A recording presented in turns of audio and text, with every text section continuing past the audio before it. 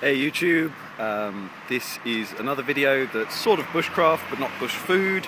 You can't eat it, but it is quite fascinating to see, and you don't usually get to see it, certainly not with this amount of ease. I have found, just outside an office building near me, mistletoe at ground level on a hawthorn tree.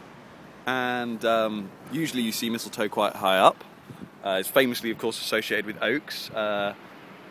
Ancient Britons used to associate it with manhood and virility, and it was sacred. And to some extent, the rituals still exist in the tradition that the mistletoe you cut shouldn't ever touch the ground until you're finished using it for a Christmas decoration. Mistletoe is actually quite fascinating. If you have a look, the mistletoe is this stuff, this green, woody stems attached to the tree. Mistletoe is a parasite. It's, I think, out of 9 cases of parasites that have evolved that plants have evolved as parasites, 5 of them are independent forms of parasites that are mistletoes growing. This is European mistletoe, which is of course the only sort found in the UK, unless you import some.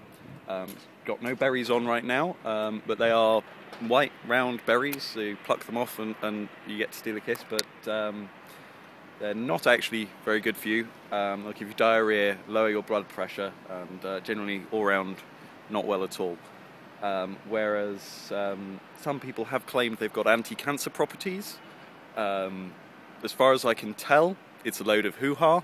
They don't have any anti-cancer properties, and the first guy to suggest that they did suggested so because spiritually mistletoe was like a cancer and like cures like, which as I'm sure any of you into the woo-woo of homeopathy, and when I say into the woo-woo of homeopathy I mean enjoying laughing at it, will be aware that like cures like is not a hard and fast rule for things you find in nature. And although it may be possible that some herbalists use it for its blood-lowering qualities, so possibly there are some herbal remedies going for it, but as far as we're aware, it doesn't cure cancer. It is fascinating to look at and see a parasite, supposedly actually good for in the environment around it, certainly, perhaps not for the tree, because it is leeching off its life energy, if you will, all its food and nutrients, but the berries it produces attracts birds, which actually benefits the tree overall. So, not a symbiote by any means, but not necessarily a harm to a tree. And yeah, the berries are actually really sticky. I've heard about them being used to trap birds. You take the berries and you crush them and you rub them on a branch or something, and when the bird comes and lands on that, the bird will stick.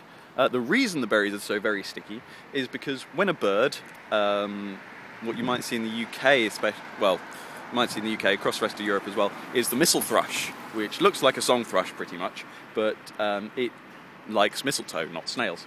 And it will eat the berries and squeeze the seed out and spread it along the branch, wiping its beak.